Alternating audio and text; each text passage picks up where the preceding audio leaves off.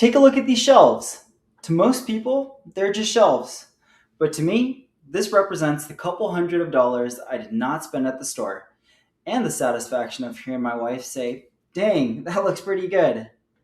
Well, 12 years ago, I wouldn't have been able to tell you the difference between a drill bit from a driving bit. And today, this gifted set of power tools has transformed how I maintain my house and my budget. Today, I want to share with you the practical use of power tools and how a basic understanding of them equips you to handle life challenges yourself rather than paying someone else a premium. We live in a fast paced world where time is valuable. No longer are the days taken up by screwing with hands, sawing with hands, or even sanding with hands. Life is too short to be using such tools when we have power tools. Yes, they can seem intimidating, but they are now more affordable and user friendly than ever. You don't need a shop, you just need to dive in and get started. Through years of trial and error and successful DIY projects, I have learned how to navigate these tools safely to achieve professional to semi professional results. Embracing a basic power tool set allows you to save money, customize your life, and build self reliance. Well, we're going to go ahead and cover these three things. One, what I consider to be the big three essential power tools. Two, putting these tools to work. And three, the financial and mental rewards of doing it yourself. And here we are.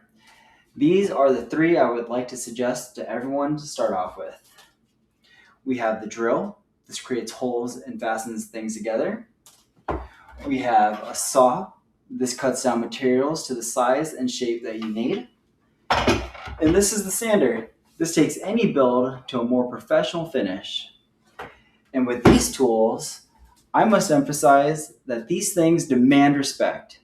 As much as they allow one to do and to build, you have to proceed with caution and safety at the forefront of your mind. Surprisingly, according to world metrics, most injuries occur from people with experience. It's just that they became overconfident. And secondly, as you can imagine, came from those with a lack of training. So from the Power Tool Institute, eye and ear protection aren't optional. So gather up your PPE, your personal protective equipment. As a baseline, you'd want to start with glasses, earplugs, and gloves. I just had a newborn, and so if I want to see and hear her growing up, I'll be wearing my PPE and taking precautions where it's warranted. Please take a look at the Power Tool Institute's website. From there, you can select any power tool known to man, and they will give you a written and video course how to proceed and use those tools safely. Well, with that, let's put these tools to work. When you own these tools, you stop looking for things that fit your house and you start building things that will fit your house. When we first moved in, there was no corner cabinet and no pantry.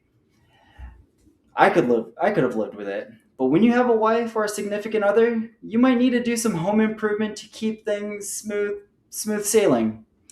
So firstly, I got my measurements. I went to the store, grabbed the materials. Then came the fun part. I put all the PPE on, cut the shelves to the length, marked where they'll go. I used my drill to fasten the brackets to the wall, and then the shelves to the brackets.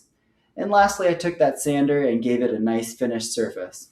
And voila, now we have some nice shelves. I'm going to let you in on a secret though. Many people might get trapped thinking they need the name brands.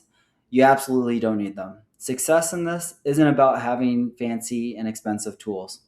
Older and power tools are extremely common for a couple of dollars at the thrift stores. And with those tools and the willingness, you can solve much of your own needs that you come across. So you might be thinking, why do all this? If you don't know, the going rate in Anchorage for a contractor is about $50 to $150 an hour. On top of that, the material cost.